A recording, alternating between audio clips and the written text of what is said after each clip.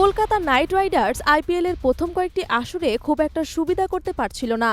২০১১ সালে দলটির অধিনায়কের দায়িত্ব নিয়ে সেই চেহারা বদলে দেন গৌতম গম্ভীর। তবে দলকে দুবার চ্যাম্পিয়ন্স বানিয়ে ২০১৭ সালে কলকাতা ছাড়েন এই ব্যাটার। ২০১৭ সালে গম্ভীরের ওই বিদায় এখনও মেনে নিতে পারেন না নাইট রাইডার্স ফ্রাঞ্চাইজির মালিক এবং বলিউড সুপারস্টার শাহরুখ খান। সম্প্রতি এক অনুষ্ঠানে গম্ভীরের সেই বিদায় নিয়ে আক্ষেপ প্রকাশ করেছেন শাহরুখ খান।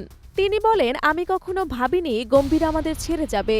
গম্ভীরের সঙ্গে সব সময় একটা দুর্দান্ত সম্পর্ক ছিল। কিছু কিছু খেলোয়াড় আছে যাদের সঙ্গে বন্ধুত্বটা অনেক শক্ত হয়ে ওঠে।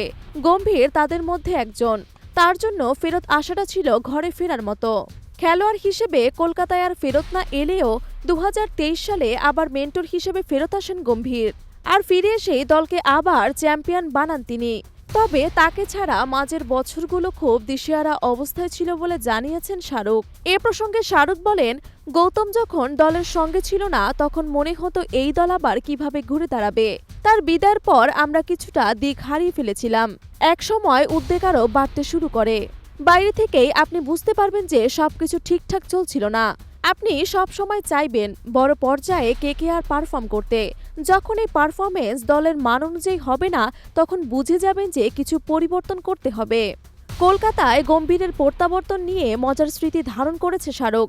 যখনই আমি শুনেছি গৌতম ফেরত আসছে, আমার মনে আছে আমি টুইট করেছিলাম যে গৌতমের চলে যাওয়ার পর কেকেআরের সঙ্গে ঘটা সবচেয়ে ভালো ঘটনা হলো তার ফিরে আসা। তবে এবারে প্রত্যাবর্তন লম্বা হয়নি গৌতমের। নতুন করে ফ্রাঞ্চাইজিটিতে যোগ দিয়ে এক মৌসুমের বেশি থাকতে পারেননি তিনি। আইপিএলের দক্ষতার প্রমাণ দিয়ে গত বছরের ভারতীয় দলের প্রধান কোচের দায়িত্ব পেয়েছেন তিনি। বর্তমানে সেই দায়িত্বে বহাল আছেন এই কোচ।